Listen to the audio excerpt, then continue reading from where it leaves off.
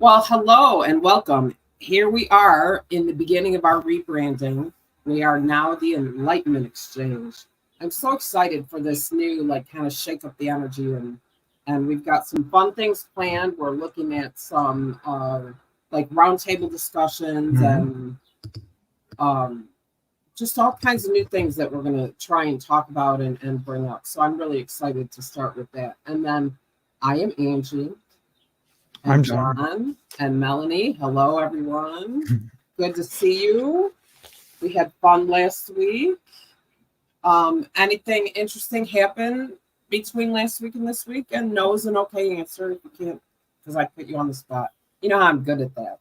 Oh, I can always come up with something. I know you can. I Um, have one too, so I figured I'd let you go first. all right. So here's mine.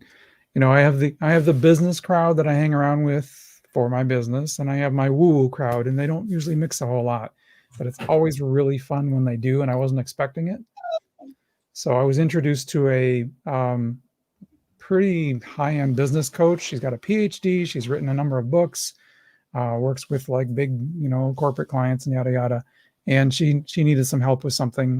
One of my other clients referred her to me, and so I'm looking at her website, kind of going through the different parts of her website, and one of her menu options is ceremonies. I'm like, hmm, business coaches that do ceremonies. I'm going to check that out. And sure enough, Oracle reader or tarot reader. I'm like, oh, we are going to be great friends. It's so nice to see Awesome. a business, in the business side, but they're a match for who I am and what I do.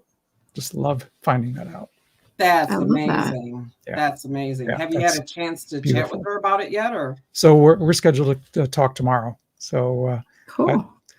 I will let her say her thing, and then I'll say, guess what? We're fellow tarot readers, and let's talk woo for a minute. That's so I love exciting. it. It's Yeah. my favorite thing to happen. It's just when it happens on its own, in the universe, you just know the universe is saying, here's someone you might like. Yep. That's That's so awesome. cool. I guess the universe just kind of knows I don't really like anyone. No, That's relatable. that's not really the truth. I just had to throw that in there. That's why they send you annoying tax clients. Oh my gosh. Yeah, actually, to be honest with you, the tax clients, for the most part, aren't the ones that are annoying. It's the people I work with. But That's that's yeah, that's true. You said your that. clients are usually pretty good. It's your Yeah, coworkers. yeah, because they think I'm kind of wonderful. It's always nice to work It with is nice to people be that think appreciated. you're Yeah, especially when kind you of do something really awesome. cool, like that people So, can't do themselves. right, exactly. So, what about you, Melanie? Anything? I got a really good one. Not that I want to talk about. Okay, that's It's cool. been a crazy week. So, Are that's you okay. okay? There you go. You're okay? Sure. Okay. She's as okay as she's willing to I'm- talk about on the show. Yes. Okay. That's so okay. So this is really interesting, and this is something that comes up in my work a lot. So I wanted to tell you guys, you remember last week we were talking about self-care, and John, you brought up, I don't remember who it was that said it, but it was like, um if you want to start to run, just put on your shoes. Yeah. Remember when you Yeah. said that? Right. Yep. And I remember thinking, wow, that's like applicable to so many things. I mean, it doesn't have to just be the shoes. And what's interesting about it is, and this is what I want to talk about. What's interesting about it is that, and I don't know, some of you know, some of you don't know, but I do Weight Watchers, and I've been really struggling for a long time, just even committing to any kind of a process. And Weight Watchers is not a diet. It's not even, they don't tell you really what to eat. They just give you a tool to help you stay within certain parameters. Yep. It's called tracking, right? Yep.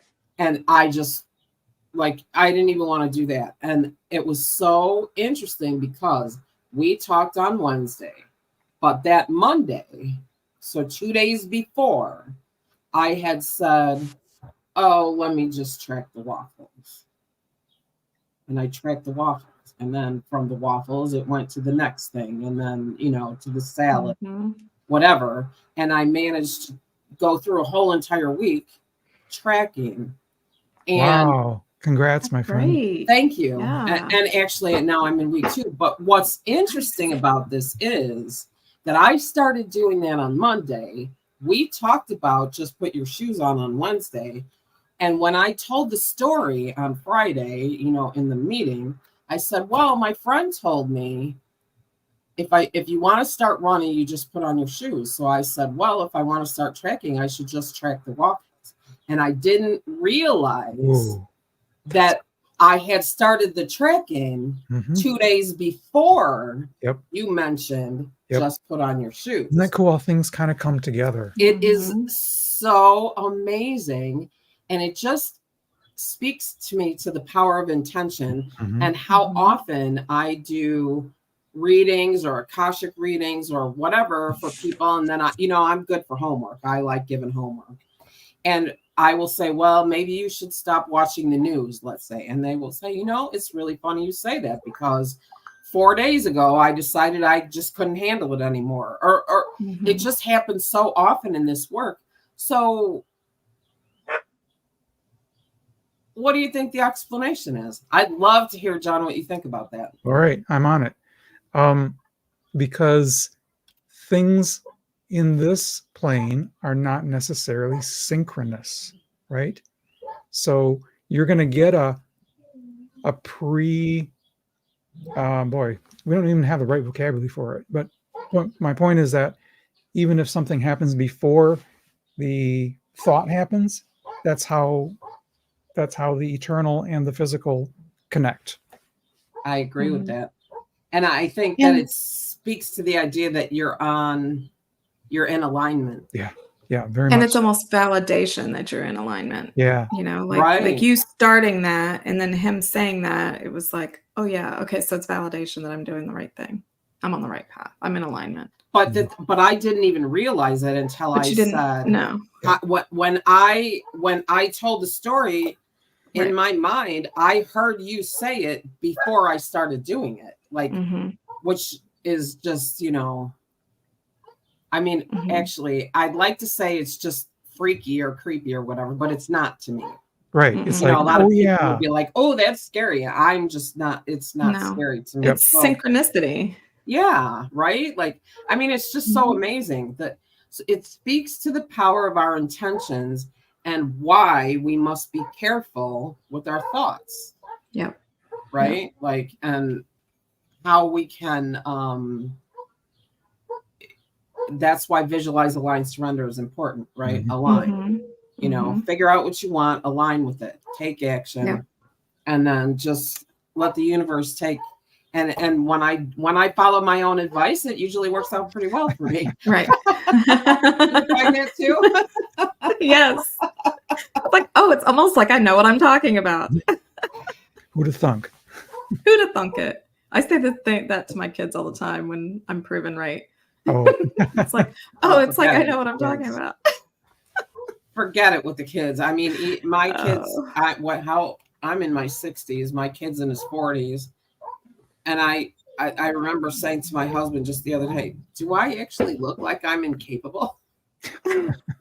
Right? My adult kids, I love them dearly, but it's like they literally think I don't know what I'm talking about. Yeah, and it's like, well, like, oh, well, the guys out back, I don't know if you noticed, but the landscaper guy is there. You might want to go out and tell him what you want him to do. I already did that. Like, I don't know what, like, but I told my husband, I said, okay, I'm just going to turn that around. And I'm going to say the reason that the people do that is because they care about me. Right. Exactly. And you just have to, let that go. So yeah, you have to let that go. Assume the best. Yeah. I do a lot of that. Assume. Yeah, right. Because, that's it, isn't it? Like, assume the best. It's like, assume the best. It's like, I remember I had a conversation with somebody once. She was like, well, I just lower my expectations, then I can't be disappointed. I said, you need to stop that right now. I said, you Yeah. need to raise your expectations so that the universe, rises up to meet you. And you know that she called me like 2 weeks later. She said, I can't believe what a change that made. Wow. I mean, because you hear it all the time. Oh, Mhm. lower your expectations. I expect the best from everybody. If they do their best, that is the best, right? I don't expect what I think is the best from everybody. Right. I expect their best. Mhm. Yep. And so if their best struggles, or if their best doesn't quite get to where I was hoping to get to, but it's their best, who am I to say anything? Yeah. Sometimes in a disagreement, it's helpful for me to say, or to realize, hey, you know what? We're actually both on the same side. We're both wanting him to go, our son to go in to improve, to be, to be better. We're really both on the same side. It's just a disagreement over tactics. Exactly. You both have good intentions. Yeah. Yep. We want the best for him. So, okay. So what is that? And that kind of diffuses some of the, the buildup there. Yeah. And I kind of do it with my kid. It has nothing to do with spirituality, but like with grades, I do not expect straight A's, but I 100% expect you to do your best. I have one daughter, my 16-year-old. She has some kind of like testing anxiety and stuff like that. And she cannot test. And I will see her studying and studying and studying and reviewing, and I'll review with her, and she'll get people to help her and support. And I can tell she really did it, and she'll still get a C or a D. Okay. And I'm like, okay, that's you did your best. There's literally nothing else I can expect from you. I saw the hard work you did, and I know that you had good intentions. That right there. Right. Yeah. Preparation. That's the payoff. Right. Well, it's really interesting that you bring that up. I was having a conversation with my friend who, I don't know, I think we probably brought him up every now and then. She takes care of her great-grandson through the week. And, he's in special ed, and, they're trying really hard to define him as ADHD and all these things. And I hear the stories of, and the things that she tells me that he does. The art and the mechanics and I'm like, he's not ADHD, he's bored. And please don't let them put him in that box. Right. And I know of where I speak, or know whereof I speak, however that works.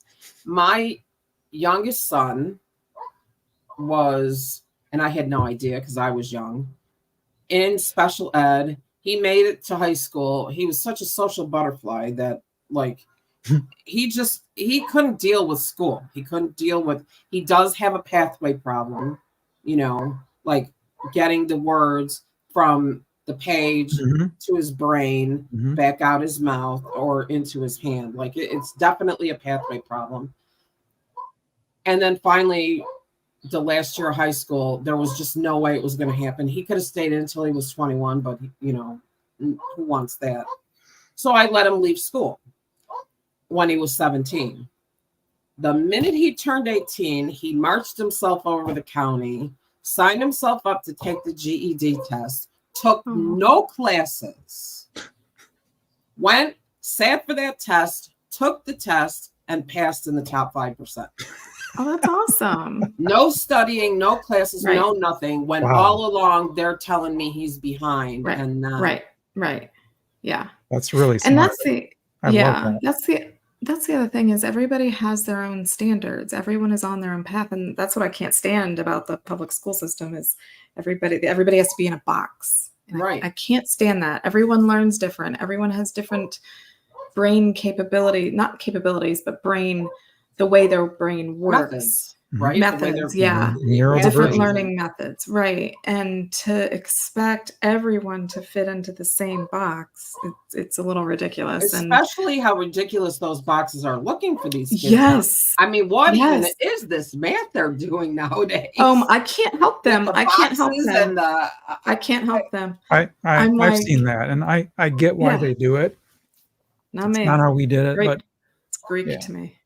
Well, I mean, for me, the problem with my kid was he thinks like I do, and I see the numbers, like literally see them moving around into where they belong. And so it's really easy for me to get the right answer, but it's not easy to get a good grade because you can't show your work. This number walked over here, and this number walked over there, and this number went up there, and these two draw a little map together, and then the teacher doesn't want any part of that. So he was forever getting in trouble because he'd have the right answer, but he didn't show his work. I'd be like, I don't care. I would tell the teacher, stop. Exactly. Have you guys seen that book of funny test answers? My favorite but I see something on Instagram. Yeah, so there's like there's a trigonometry problem, and there's like X, Y, and Z, and it says it has a formula, and the question is find X, and the guy circles and says, here it is. It's right here. I found it. It's right here. But the other one, show your work, he drew a little picture of himself. He was an artist. He drew a picture of himself for like really working. And the teacher's like, excellent art, minus 10, not correct answer. Right. Yeah, but an F. Right. Yeah. I see those. You see those on Facebook a lot, like just. Yeah. Yeah. They're most of them from the book. They're so clever. It's like, why are you not celebrating the cleverness of this child instead of giving him an F, or exactly. And celebrating his unique brain or their unique brain, Yeah. I mean, it's just, I don't know. I think, yeah, that is true. I don't just think, I'm being told actually, is that the more we, what would the word be, diverge from the norm, the harder they try to keep us in the box. Yep. And by they, I mean, standard society, right? And the school system and the the institution, the institution, right? Exactly. So the more we celebrate our kids and the more we show them, you have to get through these 12 years and then you have some more freedom, and then things become amazing. And they can. Sure. That's why I wish I could homeschool, because I would love to be able to just have them learn adding the way they want to learn. Like my son loves to collect rocks, and go collect rocks, and okay, you've got 10 rocks, now let's separate them and learn adding. But I don't have the bandwidth. It just reminded me. Yeah, right. No, you definitely don't. You have too many kids. But it reminds me of that. Have you ever seen that one where they say you have 6 dogs, somebody takes away 2 of them, how many dogs do you have left? 6. You have 6 dogs, somebody takes away 2 of them, how many dogs do you have left? 6. You have 6 dogs and somebody forcibly tries to take away 2 of your dogs, how many do you have left? 6 and a dead body. I just love that. Exactly. Nobody's taking my dogs. Nobody. So, I mean, it's abstract, right? Like it's. Anyway, okay. So enough about that. Now let's talk about the other thing we were going to talk about this week. How do we define good versus evil?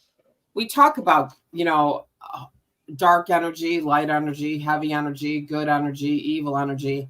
This is what I'm going to say, and then we can each just put out there what we believe, and then let's see where we go from there. I believe there are no evil souls, there are evil humans. So I don't believe there's evil on the other side. I believe it's humans that are evil, and I believe that's due to a vibrational mismatch between the pure light of the soul and some sort of physical situation. That's what I believe. Basically, it's an ego issue. Right. That's what I Mhm. believe. It's a construct, a human construct. Human That evil construct. is a Yeah. human Yep. construct. Yep.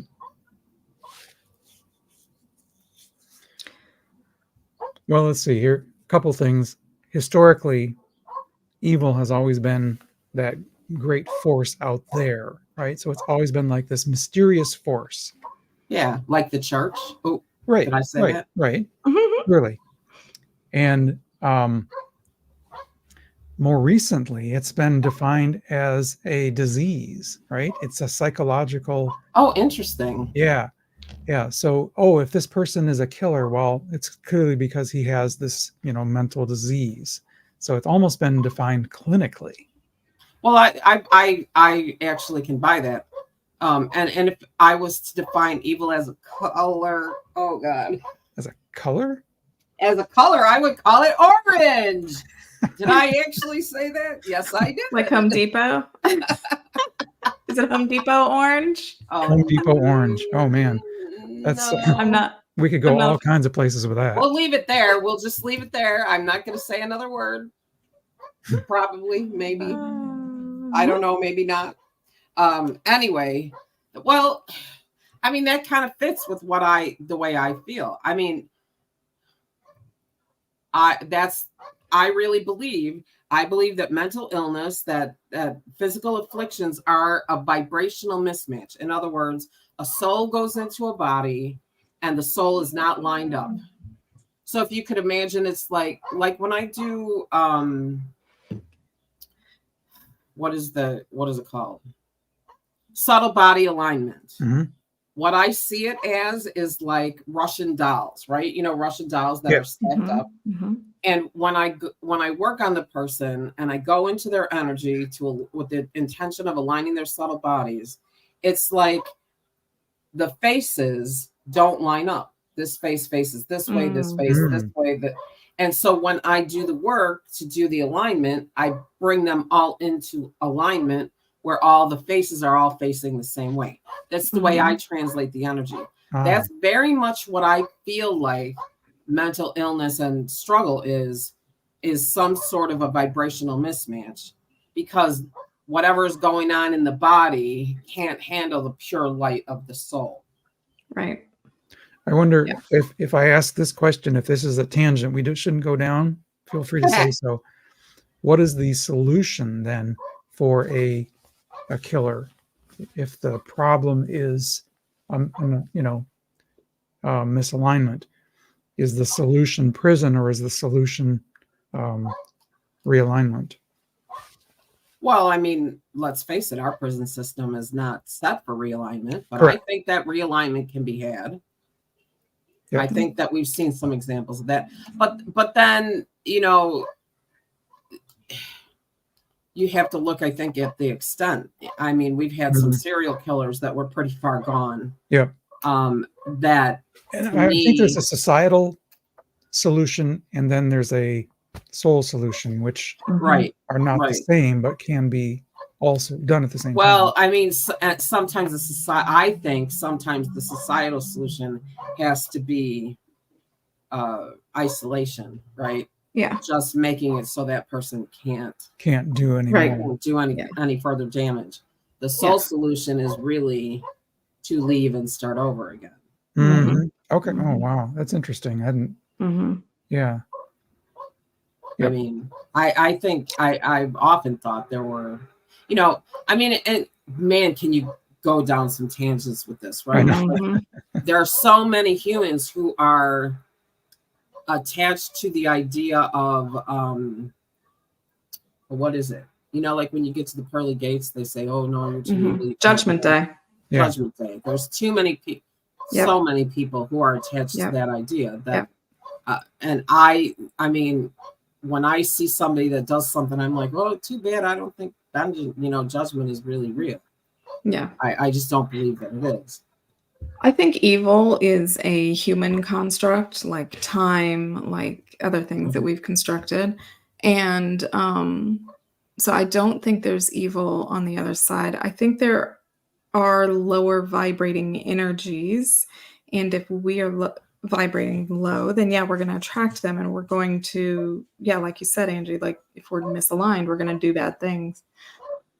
I think it is a creation of religion, of society, of whatever, to define, to put people in a box, and you're good or you're evil, and we're going to treat you as evil, or we're going to treat you as good. And then how we interact with that person is dictated by their label.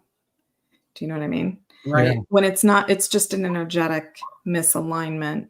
Like, I don't think demons come after me or anything like that. If I'm vibrating kind of lower and I'm kind of in a funk and my ego is getting louder than my soul or anything like that, do I have energies that like keep me up at night or, you know, try to mess with me? Yes.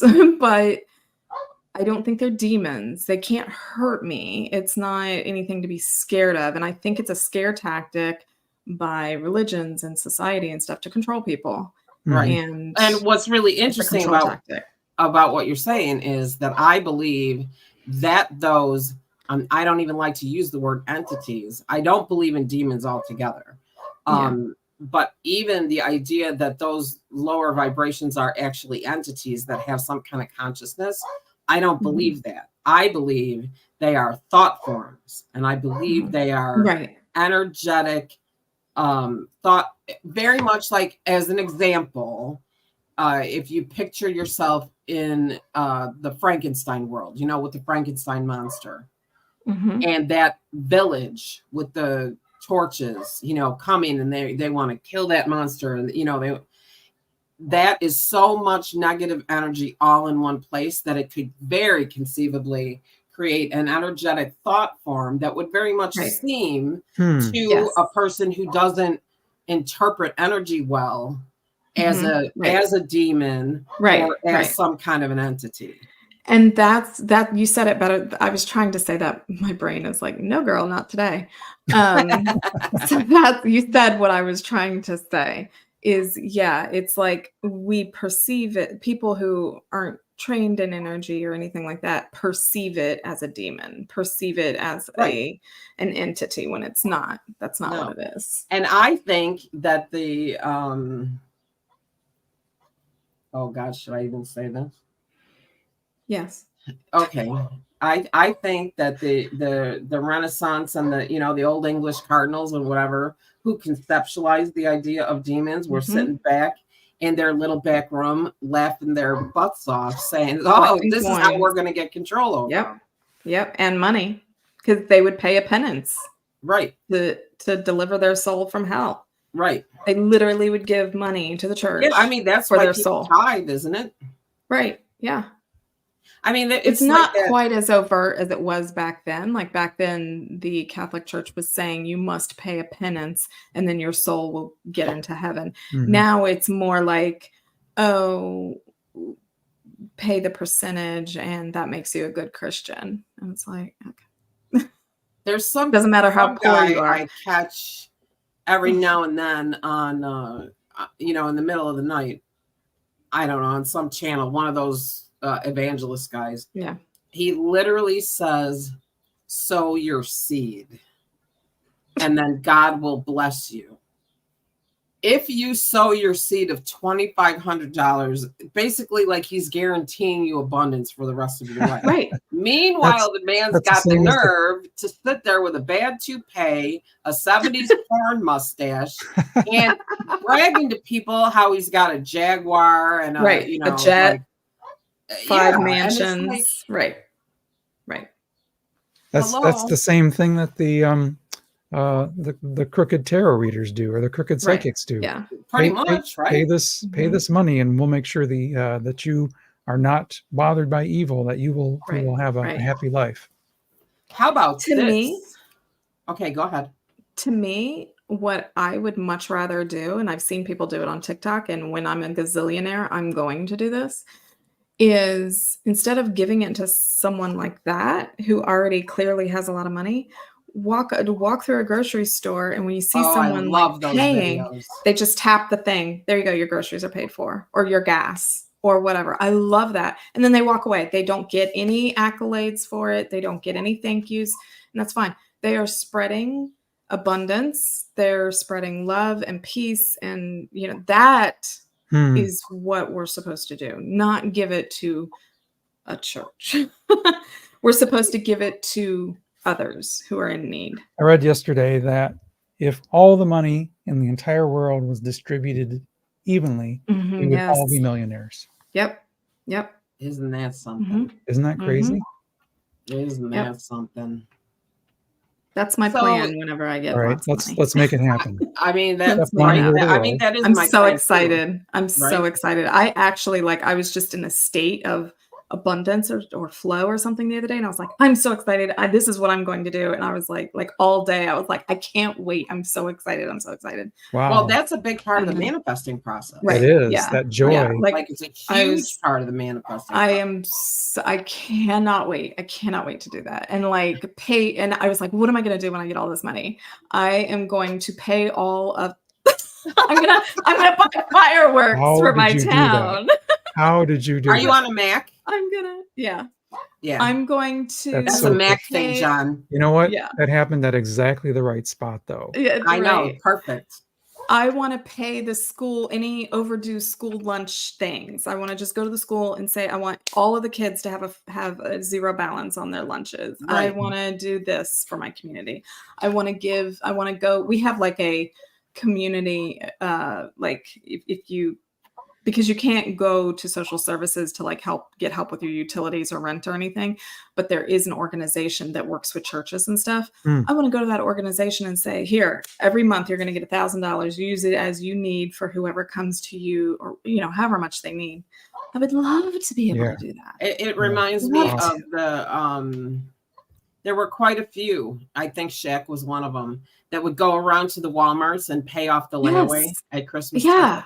I would love to do that. I want to pay off all of the layaways in the store. Yes. I would love to do that. One I saw was I don't know, $50,000 or $60,000 worth of layaways, and that's so just cool. paid them off. I mean, that would you watch Shaquille O'Neal, and I'm telling you, man, that guy is light walking around. He is he'll walk into a shoe store and hand out Apple computers and buy kids shoes. I would love to do that. Well, that's why people start nonprofits, right? They think, what? I really want to do something that's going to have a lasting effect. Start nonprofits, right? Which leads me to my next question. But go ahead. Okay. Well, entrepreneurs say, I want to give back, and I want to do it on an ongoing basis with something that outlasts me. I want to help this, particular subgroup of people, and I'm going to make a system that does that. And I think that's awesome. Oh, I do too. I do too. I would love to. Just because of circumstances, I have lots of connections at social services. I would love to go to my former social worker and say, if a woman ever comes to you and with her children and she's being abused, I want you to tell me, and I will find a place for her. I will put her up for 6 months or whatever, however long she needs to get back on her feet and be safe. Do you know? Oh, that would. My clients. One of my previous IT clients ran an organization like that. They were my favorite people in the world. Huge hearts and such a great need. Well, so here's the tax guy coming in that can tell you why it needs to be a nonprofit organization. Right. Yeah. Is that so that you can get donations and the people can write them off? Yeah. Although nowadays, that. And I want to make it very clear, it was the Tax Cuts Act of 2017, which is prior to 2021, that really basically took away all the charitable donations because they took away itemized deductions. 2017. That's all I'm saying. Yeah, no. Who was in charge then? I don't remember. This is the perfect segue.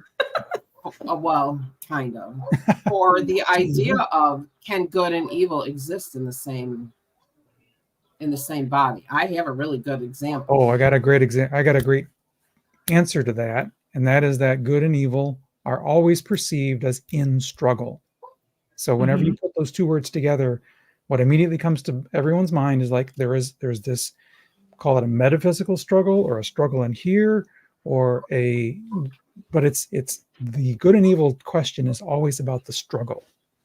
That makes sense to me. So I have someone in particular in mind. I'm not going to mention his name, but it is a him, and it is an evangelist, a televangelist, and he resides in Houston in a huge mansion.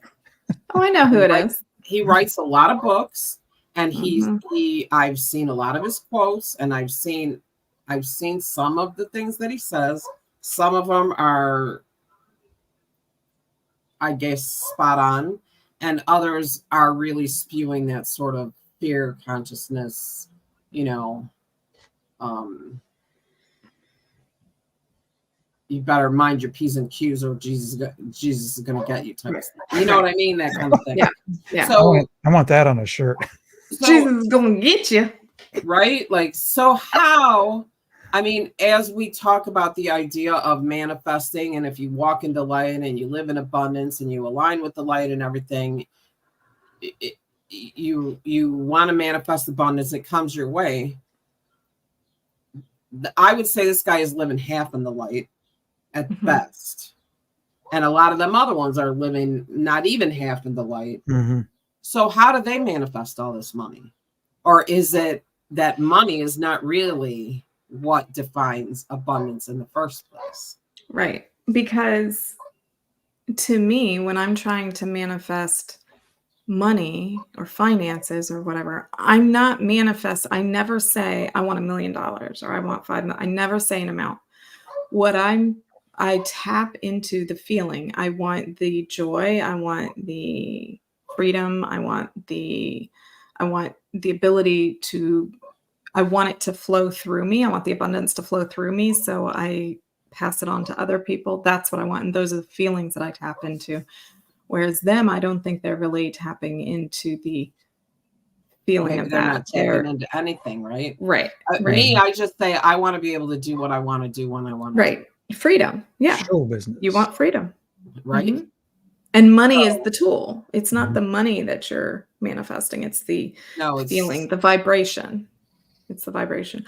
I think that good and evil, if I even wanted to use those terms, which I don't, I think they can exist in the same person, but I think it's more light and dark. And I personally, like, I have days where I'm like 95% light and 5% dark. I have other days where I'm 5% light and 95% dark. And it's not that I'm doing anything, I'm not murdering anybody or doing anything like that. It's just more of the vibration, the vibe that I've got going on. Today I woke up almost 100% darker. But I don't think that makes you evil. Light. But see, I don't even like that term. So I don't even. I believe in evil. I do believe in evil. There is evil. Charles Manson is evil. I've dealt with. Yes, you have, yeah. Absolute yes, evil. You have. Yes, you have. So I think it's important that we separate. Vibration. I think that it's important that we separate that from, the idea. So everybody has light and dark. Right. We live in a human existence which consists of polarity.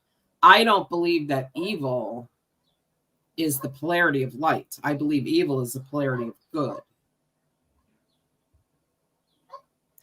And I don't believe good and light are the same thing. So I guess evil and good would be a physical manifestation of the light and the dark. So if you're in a constant state of dark and you're feeling all these things, and again, if you're not in alignment, like you were saying, Angie, you're gonna do humanly evil things. Or at least humanly, anxiety is going to be part of what you do. Right. Anger is going to be part of what you feel, and fear is going to be what you feel. Right. And how that plays out is going to be different for different people. Yeah. Right. And it has to, those energies, that it has to kind of, it's the whole as within, so without. So if you've got darkness inside, the outward expression of that is going to be an evil act. If you've got more light inside and you're high vibing, the outward expression of that is going to be a good act. Mm-hmm. Do you know what I mean? Mm-hmm. That makes sense. That's kind of how I think of it. I mean, really, it's all semantics, isn't it? It is. Yeah, it really is. I was just thinking that. And then there's also, you know, I mean, hurt people, right? Mhm. Yes. Mhm. And so, you know, if you look backwards at what, you know, I've worked with some people. I don't do well with victims and grief and that kind of thing. We all know that that's there are other better people for someone to work with than me, because of this truth telling mouth that I have. But Tell it like it is. it just is what it is. I don't, you know, but oh God, it is, isn't it? I'm fighting with myself whether I actually let this. It seems like, you know how they say money is the root of all evil, which I don't believe. Mm-mm. Fear is the root of all evil. Fear is the root of all evil, and Exactly. what is the guiding principle of organized religion is to keep you in fear. Yep. So what is your therefore dot? Therefore, we just- yeah, right. we just got a comment. We'll use the dot. We just got a comment from Coventina.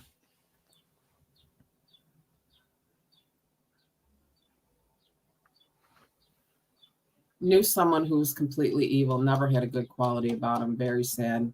Well, he's got another chance on the other side, but that it is very sad. It is very sad. And when I think about the evil that I've dealt with, it's incredibly sad. And like you said, hurt people. And you can kind of, it's not an excuse for what was done, but it's an explanation. Absolutely. Like you can see, okay, I get it. And in that is where I can forgive. That's right. It was, Yep. Oh, it was so hard. Yeah, but I did forgive him, and I forgave him for me, not for him. For my peace. And that's the only way it works. The only reason Right. you can. Right. Exactly. Right. I Because had otherwise to see it's not that he even was really hurt. forgiveness. Right. Right. Exactly. I had to see that he was in such an extreme darkness and hurt, and again, not an excuse, but an explanation for why, because what was inside of him had to physically manifest. And as horrible as it was, I can see it. And that's it. That it's not condoning. It's not agreeing with. No.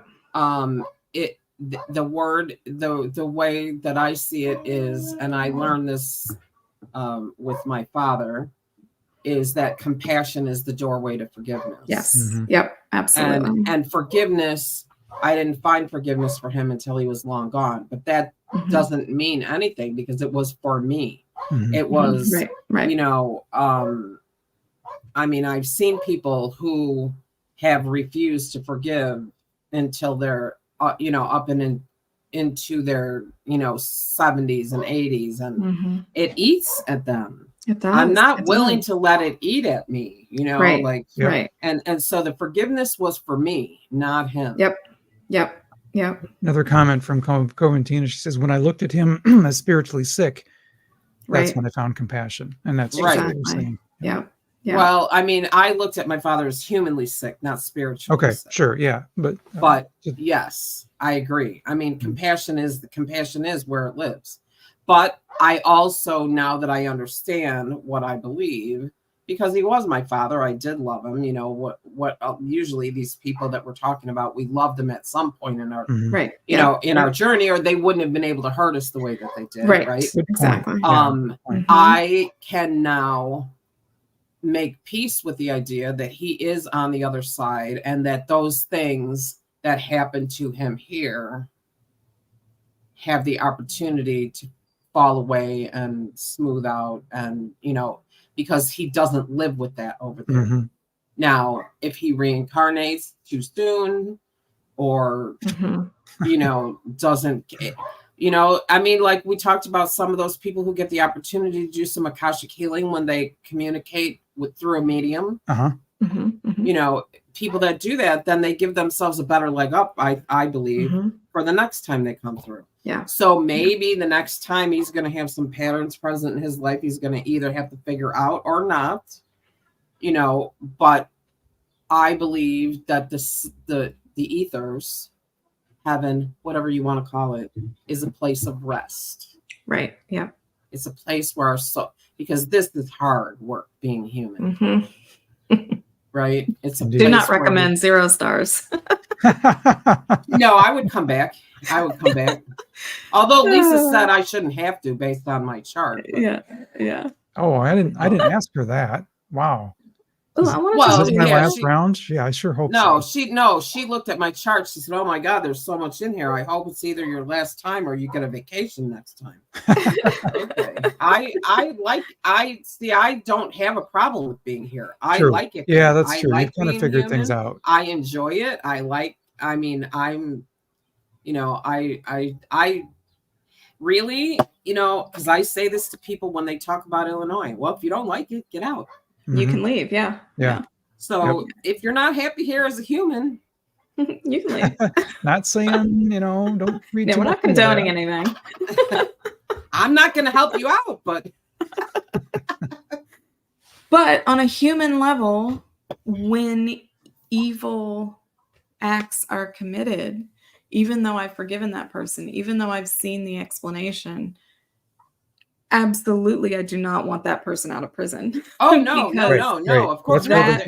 Right. Yeah, the human solution has to be there. Those evil acts will continue to be manifested. Right. That forgiveness is about you. That's not about the other person. It doesn't mean whether or not there's actually redemption. I don't know. I think that some people are too far gone. Yeah, I just do. I mean, I think some people are too far gone. I think that for other this people, life, for this lifetime. Yeah, and that there are other people who can see. I mean, they're another real rabbit hole. Man, here we go, closing in on. Here we go again. But no. So, I mean, it's really interesting, isn't it? The concept of good and evil, midnight in the garden of good and evil, murderers, and I mean, it's just, I guess what I would wish most is for the people that I see who are so afraid of dark energy or entities this or evil that or demons this. I would really like for them to try and find the focus on love, which to me is the polarity of fear, right? And I mean, you said it way earlier, Melanie.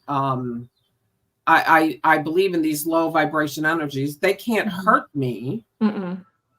And I agree with that. I mean, but they can irritate you. Yes. They can irritate you. They can wreak havoc. Yeah.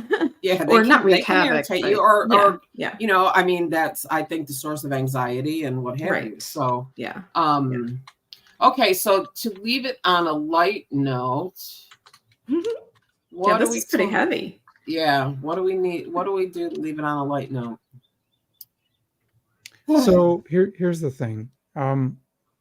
When we have this conversation of like, is it, is it an entity out there? Is it a, is it an illness? Is it something else?